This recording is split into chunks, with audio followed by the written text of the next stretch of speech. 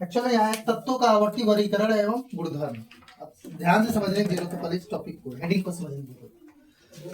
तत्वों का आवर्ती वर्गीकरण, ये नाम थोड़ा सा गलत है अगर देखा जाए। तत्वों का वर्गीकरण एवं गुणधर्मों में आवर्तिता होनी चाहिए, नहीं ठीक है। तत्वों का आवर्ती वर्गीकरण, आवर्त में वर्गीकरण यानी क्लासिफिकेशन। क्या किसकी बात कर रहा है? क्लासिफिकेशन की बात कर रहा है। समझने की कोशिश करिए, क्लासिफिकेशन क्यों करना चाहिए। तो मैंने पिछले क्लास में ही आपको बताया था, पिछले क्लास में बताया था शायद आप लोगों को कि क्लास 1 का बच्चा क्लास 2 का, 3 का, 4 का, 5 का, 6, 7, 8, 9, 10 सबको हम एक साथ रह के नहीं पढ़ा सकते। Yes sir.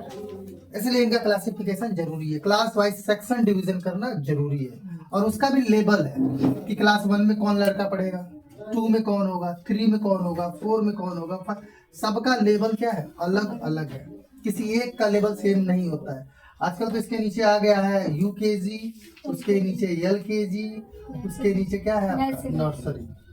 तो बहुत देखे है ना? Yes sir. नर्सरी जैसे लग रहा है कि पौधों की नर्सरी, बच्चों की नर्सरी है वो। प्रॉवेल ने दिया था उसे, अच्छी बात है। सुनो, तो क्लासिफिकेशन जरूरी इसलिए क्योंकि हमारी लाइफ कितने साल की है, अगर औसत मानी जाए तो कोई 45 में फुट गुजार रहा है, औसत एवरेज जो है 60 का है लगभग। क्लासिफिकेशन कोई बात ना, डिस्टरबेंस ये जो चल रहा है इसको चलने दो, ठीक है ना। समझ लो ऑनलाइन भी क्लास चल रही है और ऑफलाइन भी चल रही है, बस हमारे दिमाग में यही होना चाहिए। आपको जितने डाउट हो तुरंत पुट करो, जो हो तो। हमको ये मस्ट नहीं है हमारे लिए टॉपिक मस्ट है, पॉइंट क्लियर मस्ट होना चाहिए। क्लासिफिकेशन किसी भी सब्जेक्ट में जब भी आप एंट्री लेते हो, जब बायोलॉजी में घुसते हो तो बायोलॉजी क्लासिफिकेशन सब्जेक्ट तक का क्लासिफिकेशन किया गया है। आप खुद सोचो ना, आप जो है संस्कृत, हिंदी, इंग्लिश, अभी देखो अभी आप कौन सी क्लास में हो? क्लास 11 12 में हो, आप 11th में हो, फिर भी हमको हिंदी और इंग्लिश पढ़ाई जाती है, जबकि हमको तो 3 ही सब्जेक्ट पढ़ाना चाहिए था। क्या मैथ वालों को क्या फिजिक्स केमिस्ट्री मैथ, और फिजिक्स केमिस्ट्री बायोलॉजी, तो फिर भी साथ में लैंग्वेज लेके चला जा रहा है। लेकिन जैसे आप 12th क्वालिफाई कर जाते हैं, लैंग्वेज साइड हो जाता है तुरंत, क्योंकि तब आप लैंग्वेज के लिए नहीं रखते, आप किसके लिए रखते हैं? सिर्फ सब्जेक्ट के लिए रखते हैं। अब थोड़ा सा और हायर क्लास में जाते हैं तो सिर्फ एक सब्जेक्ट आ जाता है आपको एमएससी में, और उसके भी पार्ट डिवीजन है, inorganic chemistry, organic chemistry, physical chemistry. तो स्पेशलाइजेशन किसी एक में होता है। अगर आप पीएचडी भी करेंगे ना, तो ये नहीं कि केमिस्ट्री में करेंगे, नहीं, आप करेंगे या तो इनऑर्गेनिक या तो ऑर्गेनिक या तो फिजिकल केमिस्ट्री में, समझ गए ना? स्पेशलाइजेशन अलग हो जाता है। तो हमारे यहाँ क्या होता है कि शुरू से उसको सब कुछ पढ़ाया जाता है। मेंस देखा होगा तुम लोगों ने, जब एक टीचर सारे सब्जेक्ट नहीं पढ़ा सकता तो हम बच्चे सारे सब्जेक्ट कैसे करें? ये है टॉपिक, तो वो बातों को छोड़ दो अभी। फिलहाल क्लासिफिकेशन की बात करें तो सब्जेक्ट का क्लासिफिकेशन है, साइंस के सब्जेक्ट का क्लासिफिकेशन है ना। तो उसी तरह से यहाँ पे हमारे सामने तत्वों का क्लासिफिकेशन किया गया है, ठीक है। अब किस आधार पे किया गया है, किसके बेस पे किया गया है, इन सब चीजों को हमें समझना है। अगर उसकी हिस्ट्री देखी जाएगी तो पहले हम जान लेते हैं क्लासिफिकेशन क्यों करना चाहिए। अब जैसे मान लो आपको पता है इस समय हमारे तत्वों की संख्या कितनी है? 118 है, 118 है, ठीक है ना। अगर हम एक एक एलिमेंट की स्टडी करें तो और एक एक एलिमेंट के कंपाउंडों की स्टडी करें तो आपको नहीं लगता हमारी केमिस्ट्री और मोटी हो जाएगी?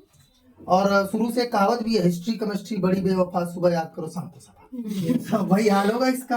अब 118 तत्वों को, पर्टिकुलर तत्व को जाके समझना और उसके पर्टिकुलर कंपाउंड को जाके समझना तो बहुत भारी पड़ जाएगा हमारे लिए। अब हाइड्रोजन है, देख लो, हाइड्रोजन के बहुत सारे तत्व, बहुत सारे कंपाउंड है। हाइड्रोजन तो एक ही तत्व है लेकिन उसके कंपाउंड बहुत सारे हैं, तो सबका स्टडी हम नहीं कर सकते। हमारी उम्र 60 साल की है, एवरेज उम्र कितनी है?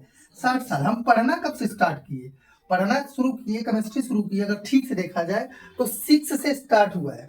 जब हम कितने साल के होते हैं? 11 साल के हो गए थे, तब हमारे लाइफ में साइंस आया। जब हम 11 साल के हो गए, यानी 60 में से 11 और माइनस कर दो, कितने पहुंचे? 49 ईयर्स। कितने हुए? 49 ईयर्स। अब 49 ईयर्स में अगर एक साल में एक एलिमेंट पढ़ेंगे तो टोटल कितने पढ़ेंगे? 49। और हम मेंडलीव के पीरियड टेबल इतना भी नहीं पढ़ पाएंगे, क्योंकि मेंडलीव ने तत्वों का संख्या कितना लिया था? 58 लिया था। कितना लिया था? अब इसमें कंफ्यूजन है, कुछ कहते हैं 56 है, कुछ कहते हैं 57 है, लेकिन आप याद रखो कि 60 नहीं था, 60 नहीं था और 55 नहीं था, इसके बीच में ही कोई संख्या थी, ठीक है ना। अगर अभी हम लोग कुछ देर बाद मेंडलीव का पीरियड टेबल बनाएंगे तो हम लोग काउंट करके भी देख लेंगे कि कितने थे। ठीक है ना। तो मेंडलीव तो फादर ऑफ पीरियोडिक टेबल है ही है। क्लासिफिकेशन करने का कारण ये था कि किसी एक एलिमेंट को अगर हम पढ़ेंगे तो उससे रिलेट करने वाले, मतलब जैसे जिनके भौतिक और रासायनिक गुण, कौन से गुण, भौतिक और रासायनिक गुण, भौतिक गुण और रासायनिक गुण। मैंने बताया था आप लोगों से internal beauty and external beauty. अपने दैनिक जीवन में जैसे हमारी एक अंदर की खूबसूरती होती है और एक बाहरी खूबसूरती होती है। तो ये है आपका फिजिकल और ये क्या है आपका केमिकल। और इसमें गुण का वर्च्यू नहीं, प्रॉपर्टीज होती है। क्या होती है, प्रॉपर्टीज। तो physical and chemical properties, physical and chemical properties. तो क्या होता है फिजिकल, क्या होता है केमिकल, थोड़ा सा देख लेते हैं हम लोग, ठीक है ना। क्योंकि मेंडलीव ने एक टारगेट पॉइंट करा था। मेंडलीव के बारे में भी हम पढ़ रहे हैं, हिस्ट्री अभी देखेंगे, हिस्ट्री उसके पहले के स्टार्ट किसने करा और किस पे ज्यादा डेवलपमेंट हुआ, इंपॉर्टेंट कौन सा है। इंपॉर्टेंट तो कोई ना रहा, अब लॉन्ग फॉर्म पीरियोडिक टेबल ही रहा, लेकिन हमको इतिहास जानना जरूरी होता है। अगर हमको यही नहीं पता हो कि हम कैसे आए, हमारे पूर्वज क्या थे, तो हमारे जीवन पे धिक्कार है ना, धिक्कार है हम लोगों को कि हमको पता नहीं हमारी पूर्वज कैसे थे, है ना। उनका जो हम लोगों के प्रति जो इस समय इस घर में लाके, इस मकान में लाके हमको बैठाया गया है, तो उनकी मेहनत जय मतलब बेकार हो जाएगी। ना तो आज हम लोग सुभाष चंद्र बोस की जय करते, ना भगत सिंह की जय करते, ना चंद्रशेखर आजाद की जय करते, ना हम ये शोक मनाते कि कभी हम अंग्रेजों के गुलाम थे, और ना ही हम जो है महात्मा गांधी हमारे राष्ट्रपिता होते। तो जब हमको पास्ट में रहना ही नहीं होता, हम हमेशा प्रेजेंट में जीते, तो प्रेजेंट में जीने के बाद हम पीछे की बातें कभी नहीं करते। पीछे की बातें हमको बताती है हमारी नस्ल कैसी थी, हम कहां से कहां तक पहुंचे हैं। तो इसलिए हमको हिस्ट्री जाननी जरूरी है। भविष्य में परिवर्तन जो होता है वो वहीं से समझ में आता है कि परिवर्तन हुआ कैसे, ठीक है ना। तो हिस्ट्री तब जानेंगे। फिलहाल हम जानते हैं फिजिकल और केमिकल नेचर होता क्या, प्रॉपर्टीज होती क्या है।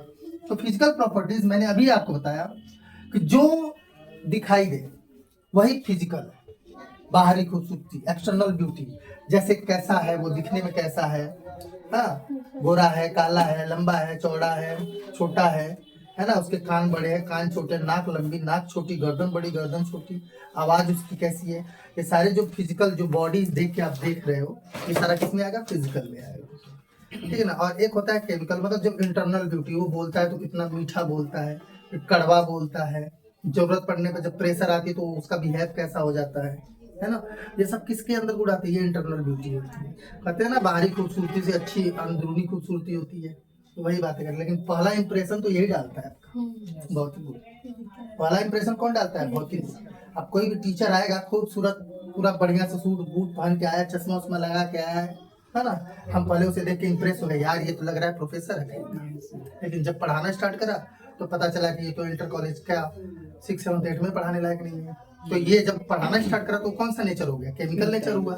लेकिन जब दिखाई दिया तो कौन सा नेचर हुआ। तो बहुत सारे आपको रास्ते में मिलेंगे जो आपको दिखाने की कोशिश करेंगे, आई नो वेरी वेल, मैं बहुत कुछ जानता हूँ। यहाँ समझ में आ रहा है ना, मैं बहुत कुछ जानता हूँ। लेकिन जब कोई टॉपिक फंसती है और जब हम उनसे पूछते हैं तब पता चलता है क्या उसका केमिकल। अब यहाँ पे तत्वों की बात कर ले तो तत्व मतलब एलिमेंट, और एलिमेंट में आपने पढ़ा था 3 होते हैं, धातु, अधातु और उपधातु, metal, non metal and metal, ठीक है। अब ध्यान समझिएगा। नेचर की बात करें तो हम फिजिकल नेचर,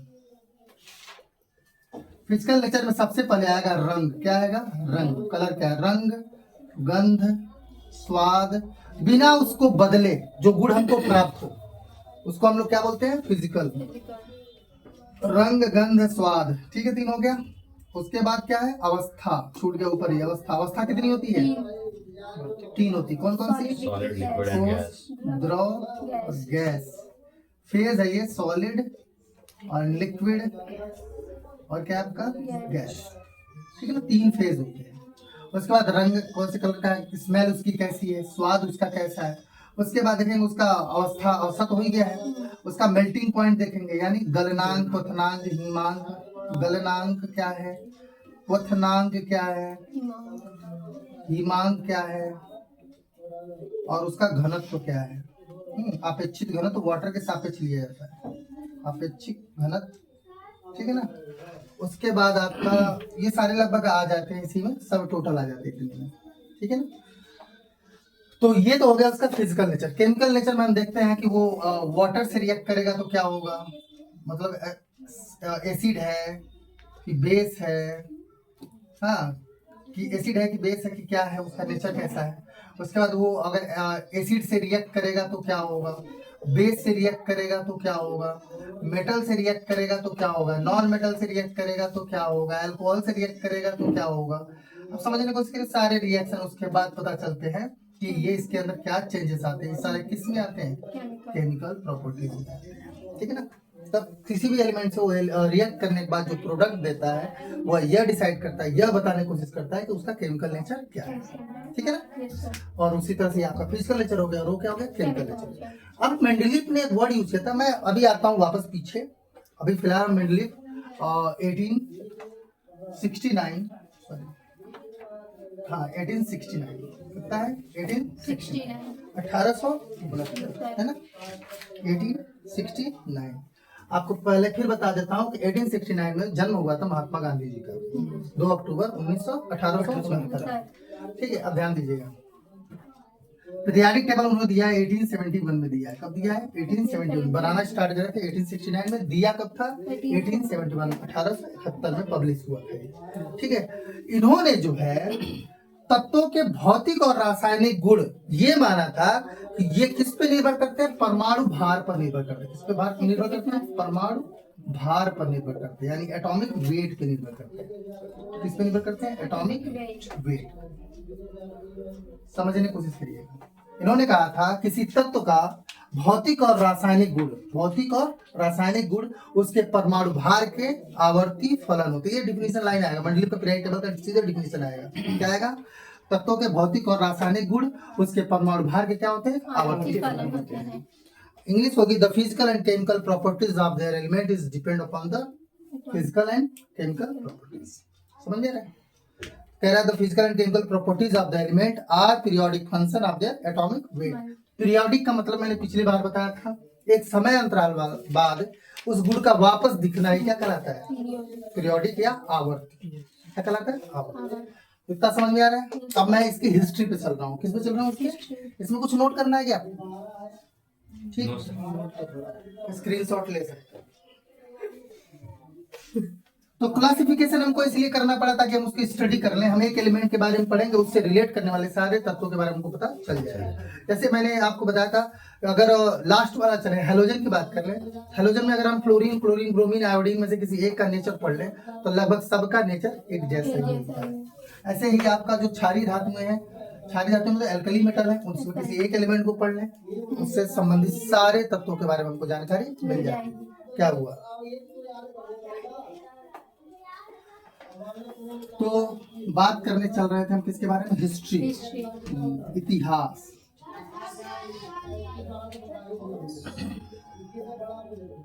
हिस्ट्री की बात करते हैं, किसकी हिस्ट्री, पीरियोडिक टेबल की हिस्ट्री। देखो हिस्ट्री में तो बहुत सारे लोग साथ देते हैं, लेकिन नाम कुछ गिने चुनों का ही दिखता है ना।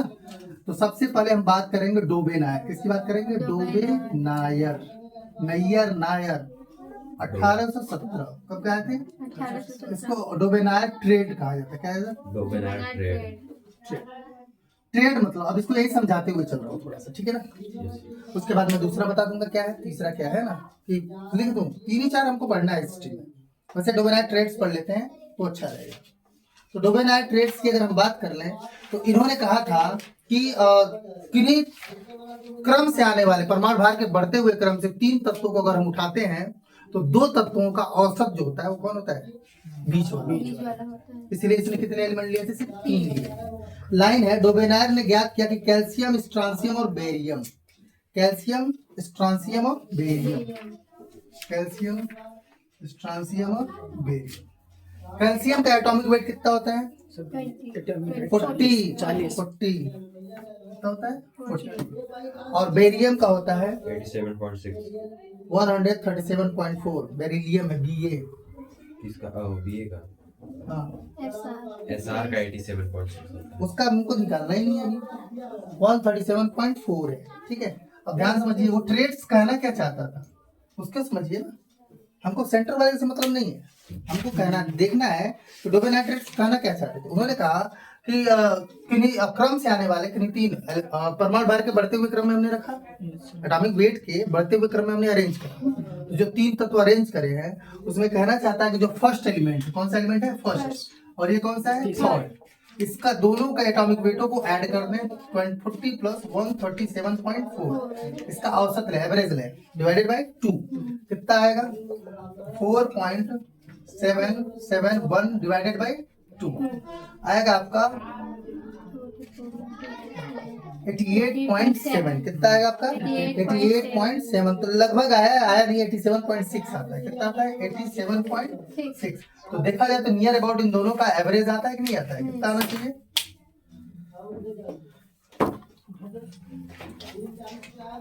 88.7, तो 87.6 लगभग हम मान लेते हैं इसके जितना ही है, और एवरेज इसमें कहना चाहता था कि ऐसे में इसके जो फिजिकल और केमिकल नेचर्स है, किसके, कैल्शियम के और बेरियम के, और ये तीसरा जो बीच में है, इन तीनों के नेचर कैसे होते हैं, एक जैसे, सिमिलर हो, इसलिए इसको ट्रेड कहा गया, ट्रेड मतलब त्रिक, डोबेनार त्रिक सिद्धांत बोलते हैं, इसे क्या बोलते हैं, डोबेनार त्रिक सिद्धांत, हिंदी में त्रिक सिद्धांत। तो सबसे पहले अगर किसी ने, इससे पहले भी आए थे 1815 में, 1815 में जो है एक थे प्राउड, उन्होंने एक राइट टेबल बनाया था लेकिन वो उतना मान्य नहीं हुआ, थोड़ा बहुत हिस्ट्री में काउंट करते हैं, प्राउड्स ने दिया था 1815 में, 1815 में, लेकिन डोबेनाइट्रेट्स 1817 में आया, इन्होंने डोबेनाइट्रिक सिद्धांत दिया, इसमें कहा कि 3 तत्वों के परमाणु भार के बढ़ते हुए क्रम में रखा जाए, तो पहला तत्व और तीसरे तत्व का जो औसत होता है वो बीच वाला दूसरा तत्व होता है, यही उन्होंने कहा था, ठीक है। उसके बाद अगर हम बात करें, और इन तीनों तत्वों के जो समूह हैं, इनके बीच परमाणु भार पहले और तीसरे के परमाणु भारों के औसत के लगभग क्या होता है, बराबर होता है, और इसीलिए इसको क्या बोला गया, ट्रायड या त्रिक बोला गया, क्या बोला गया, ट्रायड या त्रिक। इसमें किसी के पास कोई है क्वेश्चन है, कुछ नहीं है, ठीक है ना। उसके बाद हम बात करेंगे, सर बीच वाला हमको समझ में नहीं आया। बीच में ये कहना चाह रहा है कि कैल्शियम का एटॉमिक वेट जो है, किसका वेट है, कैल्शियम का एटॉमिक वेट कितना है, 40 है। हमारे पास एक चीज याद रखिएगा, एटॉमिक नंबर है ही नहीं, क्या नहीं है, एटॉमिक नंबर की जो डिस्कवरी है वो मोजले को श्रेय जाता है, और वो 1914 से 1914 में दिया था, 1913-1914 में दिया था, और हम बात कब की कर रहे हैं, 1817 की बात कर रहे हैं, लगभग 100 साल पहले की बात कर रहे हैं। यानी हमारे पास क्या नहीं था उस समय, एटॉमिक नंबर नहीं था, एटॉमिक वेट था बस, एटॉमिक वेट के अकॉर्डिंग। वैसे अगर देखा जाए तो इस समय हमको पता है कि कैल्शियम का एटॉमिक नंबर 20 होता है और एटॉमिक वेट कितना होता है, 40 होता है, हमको पता है, लेकिन तब ये हमको पता नहीं था। क्लियर हुआ थोड़ा सा। तो वो कह रहा है कि कैल्शियम मतलब 3 तत्वों को परमाणु भार के बढ़ते हुए क्रम में हमने रखा, 3 एलिमेंट्स कैल्शियम, स्ट्रांसियम, बेरियम, तीनों को क्या रखा हमने, परमाणु भार के बढ़ते हुए क्रम में रखा। तो जो पहले का परमाणु भार था एटॉमिक वेट, तीसरे का एटॉमिक वेट, दोनों को जोड़ के हम 2 से भाग देते हैं, तो जो बीच वाला है उसके लगभग क्या आता है, बराबर आता है, लगभग बराबर आता है, ठीक है। वैसे ये कहता है, यही आपका कौन कहता है, डोबेनाइट्रेट्स कहते हैं, बस और कुछ नहीं कहना चाहते, ठीक है ना। तो पहला थ्योरी क्लियर हो डोबेनाइट्रेट्स का। Yes sir. ये कभी भी पेपर में पूछा नहीं जाता है, हिस्ट्री आपको जाननी चाहिए कि सबसे पहले जो है 1817 में डोबेनायर ने त्रिक सिद्धांत दिया था। त्रिक मतलब 3 तत्व, आप तुरंत सोच लेना कि पहला तत्व और तीसरा तत्व दोनों का परमाणु भार जोड़ने से जो एवरेज आता है वो बीच वाला तत्व होता है, और इन तीनों के गुण आपस में क्या करते हैं, मैच करते हैं। क्लियर हुआ। Yes sir. अब हम बात करेंगे किसकी, अब हम बात करेंगे सेकंड डोबेनाइट्रेट्स के बाद हम बात करेंगे न्यूलैंड का अष्टक नियम। किसकी बात करेंगे हम, न्यूलैंड का अष्टक नियम, न्यूलैंड अष्टक नियम। सब लोगों ने गाना सुना होगा, क्या सुना है, सारे गामा पा धा नी सा, सा रे गा मा पा ता नी, समझ में, सारे गामा पा धा नी, सारे गामा पा धा नी, सारे गामा, फिर सारे गा मा पा दा नी। ये क्या है, ये सुर है, क्या है ये, सुर है। अब भैया हम तो संगीतज्ञ है नहीं, लेकिन है क्या, ये सुर है। 1 2 3 4 5 6 7 8। उन्होंने कहा परमाणु भार के बढ़ते हुए क्रम में अगर हम तत्वों को रखते हैं खड़ी लाइन में, 1 2 3 4 5 6 7, 8वें नंबर पे जो एलिमेंट आता है वो पहले वाले जैसा होता है। रे के बाद रे, ग के बाद गा, माँ के बाद माँ, पा के बाद आठवें नंबर पे देखना 1 2 3 4 5 6 7 8 पा दा 1 2 3 4 5 6 7 8 दा मिल गए। Yes, sir. नी 1 2 3 4 5 6 7 8 चौथे नंबर बाद आ रहा है वो। आठ। वो कहता है कि तत्वों को परमाणु भार के बढ़ते हुए क्रम में जब रखा जाता है तो जो आठवां तत्व आता है वो पहले तत्व जैसा भौतिक और रासायनिक गुण में होता है, यानी जैसा भौतिक और रासायनिक इस तत्व का होगा एक नंबर का, वैसे ही आठवें वाले तत्व का भी होगा। कौन सा? भौतिक और रासायनिक गुण। इसलिए इसको कौन सा नियम कहा गया? अष्टक नियम। क्लियर हुआ थोड़ा सा? Yes, sir. नहीं हुआ? इसमें ये है कि तत्वों को परमाणु भार के बढ़ते हुए क्रम में जब हम रखते हैं तो 1 2 3 4 5 6 7 8 अरेंज करा, आठवां जब आएगा तो पहले जो काउंट करा था आपने वो आठवें जैसा होगा। फिर जब 9वां नंबर आएगा तो जस्ट दूसरे नंबर जैसा होगा। 10वां वाला किसके जैसा होगा? तीसरे जैसा। 11वां वाला किसके जैसा होगा? चौथे जैसा। 12 वाला किसके जैसा होगा? पांचवें जैसा। 13 वाला छठे जैसा और 14 वाला। अब घटा लो आप, लगभग 7 का डिफरेंस आएगा। 8 एकम 8 में से 1 गया कितना है? 7। इन दोनों घटाओ कितना आएगा? 7। इन दोनों घटाओ कितना आएगा? 7। इन दोनों घटाओ कितना आएगा? 7। असुर कितने होते हैं? इन धनुष में रंग कितने होते हैं? 7। महाद्वीप कितने हैं? 7। धोनी का नंबर क्या है? ये 7। थाला फॉर अ रीजन, है ना? थाला फॉर अ रीजन। क्रिस्टियानो हाँ। सर मेन आदमी को भूल ही गए। CR7 अरे ठीक है, आप इनको समझा जाए। ऐसा थाला आ सकते हैं तो वो नहीं आ सकते हैं। एकदम सही है। तुम सबको लेकर हमारा सवाल यह है कि ये समझ में आया कि नहीं? Yes, sir. तत्वों को परमाणु भार के बढ़ते हुए क्रम में जब हम रखते हैं तो पहला तत्व के बाद जो आठवां तत्व आता है इसका भौतिक और रासायनिक गुण अपने पहले वाले 8वें नंबर वाले जैसा होता है। तो आप जो ये आपका किसका नियम था? तो न्यूलैंड का एक पीरियड टेबल में बनाने जा रहा हूँ, ठीक से देख लीजिएगा। लिथियम, बेरिलियम, ठीक है ना? हो गए 1 2 3 4 5 6 7 एलिमेंट हो गए। अभी भी इनका क्रम यही है पीरियड टेबल में, लॉन्ग फॉर्म पीरियड टेबल में यही क्रम है। Lithium, beryllium, boron, carbon, nitrogen और फ्लोरीन। उसके बाद नीचे वाला आएंगे फ्लोरीन के बाद सोडियम है। कौन है आपका? सोडियम है। कौन है आपका? Sodium. Magnesium, aluminium, silicon, phosphorus, sulphur. अब नोटिस करिएगा, इसका जो भौतिक और रासायनिक गुण है और इसका जो भौतिक रासायनिक गुण है वो एक जैसा है। क्रम देखना, सारे गा मा पा धा नी सा। 8वें नंबर पे आ रहा है ना? तो जैसे हमने अरेंज करा था इसे 8वें नंबर पे जो आ रहा है इसका भौतिक रासायनिक गुण इसके जैसा है। बेरिलियम का मैग्नीशियम की तरह है, बोरान का एल्युमिनियम की तरह है, कार्बन का सिलिका की तरह है, नाइट्रोजन का phosphorus, oxygen sulphur, fluorine chlorine जैसा है। तो न्यूलैंड का अष्टक नियम भी थोड़ा डोबेनाइट्रेट से तो अच्छे ही। अगर और तरीके से, अगर नया मॉडर्न तरीके से देखें तो लिथियम का एटॉमिक नंबर कितना होता है? 3। सोडियम का कितना होता है? 11। ब्रैकेट में क्या 11 2 1 2 8 1 आउटर मोस्ट में कितने लिखा? 1 ऐसे सारा करोगे तो इसका कितना आएगा? 2 2 आएगा, 3 3 4 4 5 5 6 6 7 7। तो ये फॉलो किसको कर रहा है? न्यूलैंड के अष्टक नियम को। ठीक है ना? कोई डाउट इसमें? न्यूलैंड का अष्टक नियम कब दिया गया था? 1864। 1864। बुकों की बात ना किया करो, बुक जो है ना कभी इधर उधर हो जाता है। अब हम जो बुक छाप रहे हैं वो न्यूलैंड के समय के तो है नहीं है। बस ये भी एक इतिहास है जिससे ये बताते हैं कि हाँ न्यूलैंड ने अष्टक नियम दिया था। कब दिया था? 1864 में। वही इतिहास था जो नोबेल पुरस्कार मरने के बाद मेंडल को दिया गया था, क्योंकि मरने के बाद मिला। तो इतिहास था तभी तुमको मिला। हाँ इन्होंने काम ये करा था। तो हो गया आपके डोबेनाइट्रेट्स और कौन हो गया आपके न्यूलैंड का अष्टक। अब हम आते हैं अपने main father of periodic table. कौन है? मेंडलीफ। किसकी बात करेंगे? मेंडलीफ। 1869। 5 साल बाद। कितने साल बाद? 5 साल। तो आपको इतना समझ में थोड़ा बहुत आ ही गया कि डोबेनाइट्रेट्स दिया गया था 1817 में 3 तत्वों को लेके दिया गया। न्यूलैंड का अष्टक नियम आया, उन्होंने कितने तत्व लिए?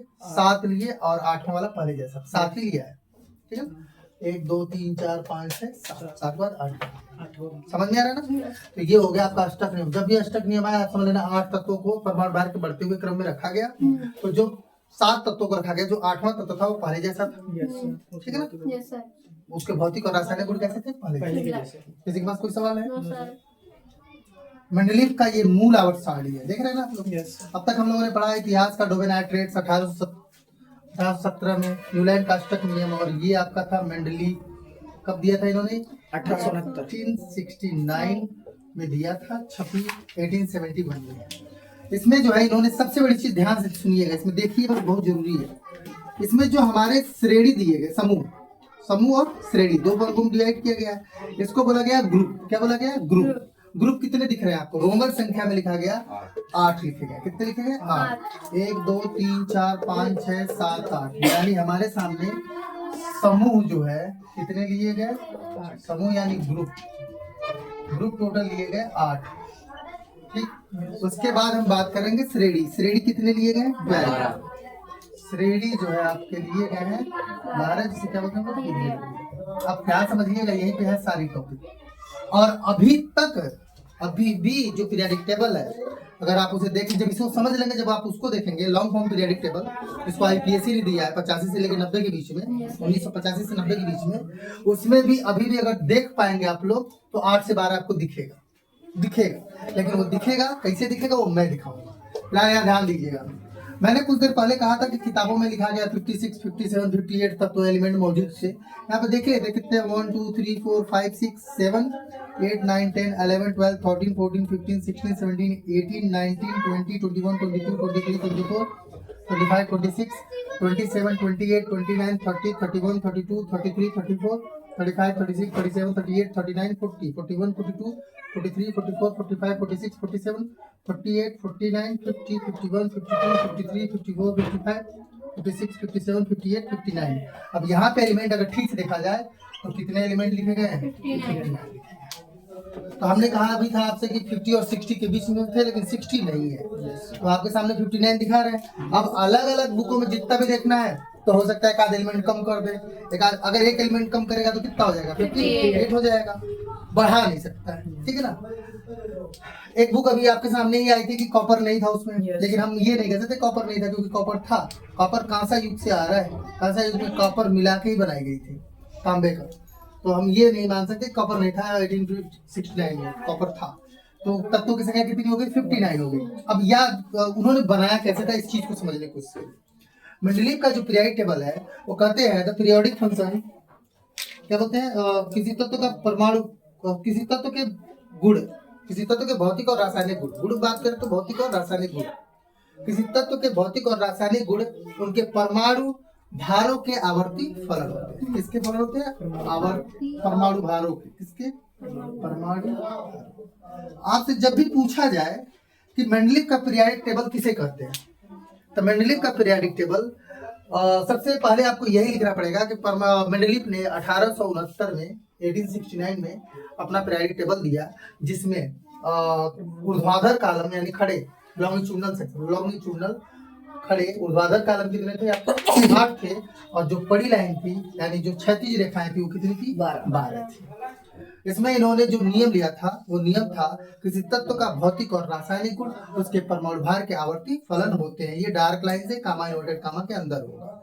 इसकी अंग्रेजी होगी the physical and chemical properties of their element is the periodic function of their atomic weight. Periodic function of their atomic wait, मतलब ये कहते हैं कि एटॉमिक वेट पे निर्भर करती है, और वो एक क्रम के बाद गुण को रिपीट करती है। जैसे आप देखिए, इन्होंने जब ऐसे बना दिया टेबल तो वहां पे हाइड्रोजन रखा। हाइड्रोजन के बाद इनके पास कोई भी ऐसा एलिमेंट नहीं मिला जिसकी तरह इसके गुण थे, जिसका गुण इसकी तरह मिला। जैसे लिथियम मिला तो लिथियम को इसके ग्रुप में रख दिया। लिथियम मतलब हाइड्रोजन का जो था गुण वो किसके पास भी था? लिथियम के पास, इसलिए जस्ट उसके नीचे रखा। फिर तत्वों के परमाणु भार के बढ़ते हुए क्रम में रखते चले गए। यहाँ पे जो अगला फ्लोरीन के बाद जो अगला तत्व हमको पता था उसका नाम था सोडियम। तो आपके हिसाब से सोडियम यहाँ रख देना चाहिए था, लेकिन सोडियम उन्होंने इसलिए यहाँ नहीं रखा, खाली छोड़ दिया, क्योंकि सोडियम के गुण किसकी तरह मिल रहे थे? हाइड्रोजन लिथियम की तरह मिल रहे थे। समझिएगा, अरेंज जब कर रहे थे तो हाइड्रोजन के बाद जो परमाणु भार अधिक मिला उनको, जो भी मौजूद थे मौजूदा समय में, उसकी बात हो रही, उस समय 59 में जो तत्व हमारे पास मौजूद थे उनकी बात हो रही है।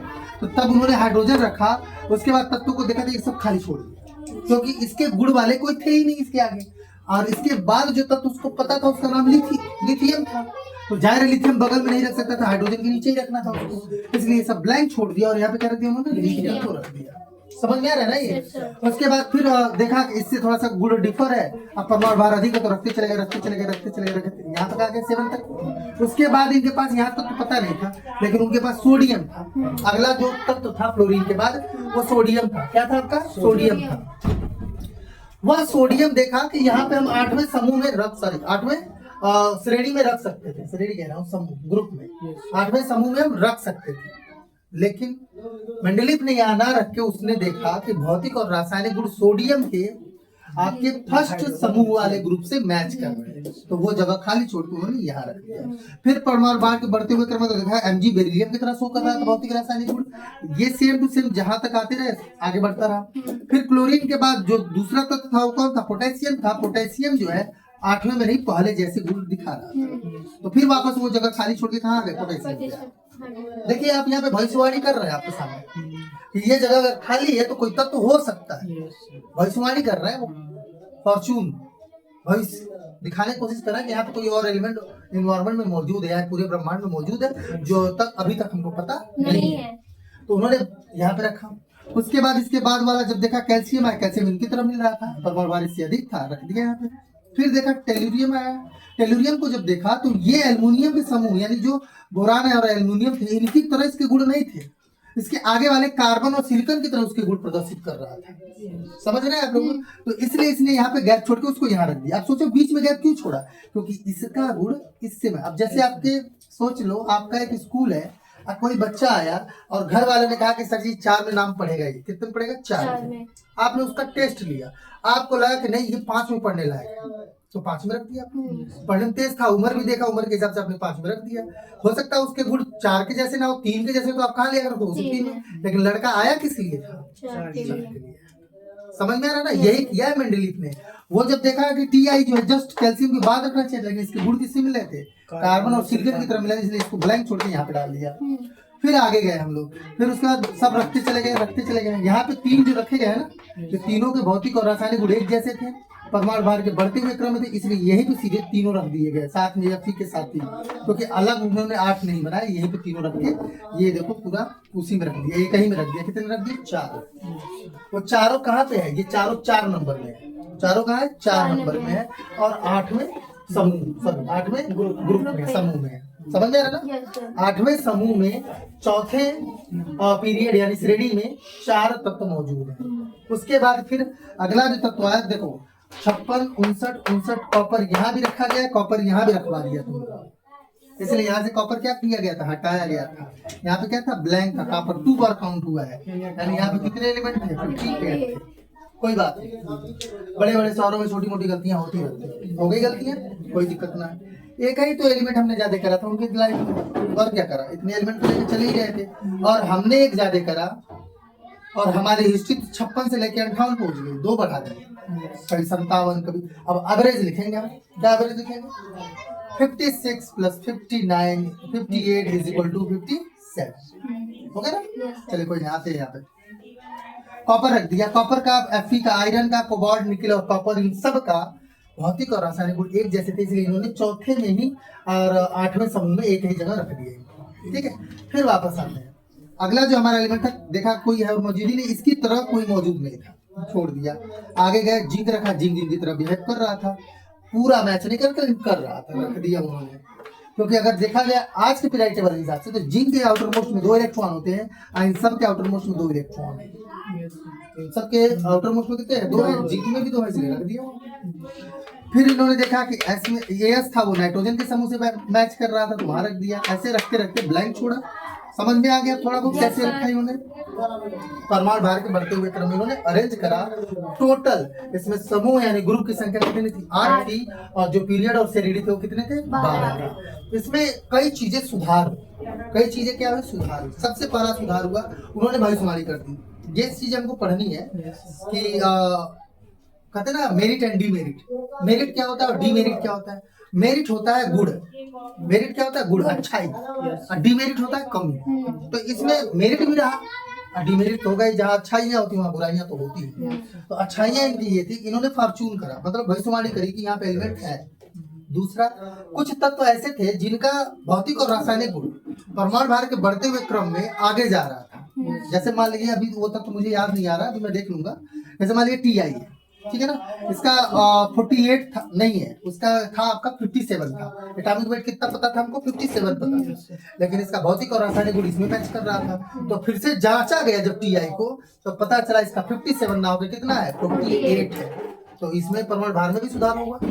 हमने माना था कि हाँ ये जो है अगली कक्षा में पढ़ने लायक है, हाँ, क्योंकि उस समय उसको रट्टा मारा के लेके आया गया था। पेपर जब आप दिला रहे थे बच्चे का, तो उसको रट्टा मारा के आया गया था। उसको पहले से पता था सर जी ये पूछ रहे हैं, तो ये चीजें पूछ रहे हैं। उसको पहले से पता, वो रट्टा मार के आ गया उस समय।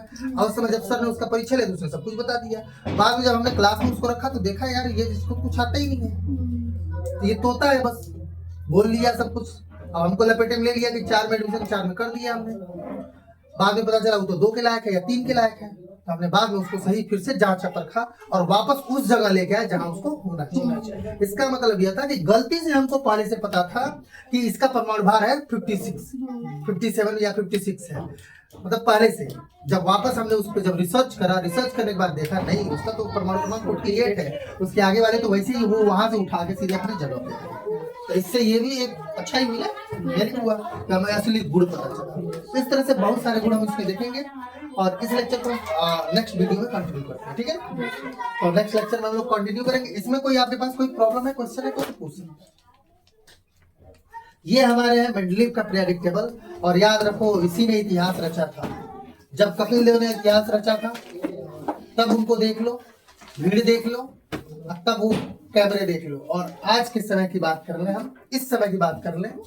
इस समय के जो पीरियोडिक टेबल है आपके सामने कितना कलरफुल है, हाँ, लेकिन वो उस समय का पीरियोडिक टेबल है। इसमें कितने डॉटेड लाइन दिख रहे हैं आपको, है ना, लेकिन उस समय हमारा डॉटेड लाइन नहीं है, ठीक है। अब डॉटेड लाइन नहीं, लेकिन उस समय डॉटेड लाइन बहुत थी, क्योंकि तब तत्वों की संख्या कितनी थी? 58 थी। लेकिन अब तत्वों की संख्या कितनी है? 118 है ना। तो दीवाने तो हम इनके भी थे, दीवाने उनके भी हैं। कितने? Periodic table, modern periodic table, यानी कौन सा? IUPAC, international union of pure and applied chemistry द्वारा दिया गया पीरियोडिक टेबल। तो वो तो बहुत खूबसूरत है ना। लेकिन हमारी स्टार्ट कहाँ से हुई? ये हमारी जर्नी है। ये डोबेन हाइड्रेट्स हो गए 1817, न्यूलैंड का अष्टक नियम 1864, मेंडलीव 1869। एक बीच में आए थे लोथर मेयर भी आए थे। कौन आए थे आपके? लोथर मेयर आए थे। और इनका जो सन था वो 53 में, 54 में था। हम जानते हैं नहीं, 1869 में ये भी आए थे, लोथर मेयर भी आए थे। लेकिन कहते नहीं है मार्केट में समोसा तो सब बना रहे हैं, लेकिन हमको समोसा किसी का पसंद है, सबका थोड़ी पसंद है। उसी तरह से पीरियोडिक टेबल है हमारा, हमको सबका नहीं, लोथर मेयर नहीं पसंद है, हमको कौन पसंद है? मेंडलीव। था इनमें कुछ बात, ठीक है। मिलते हैं नेक्स्ट।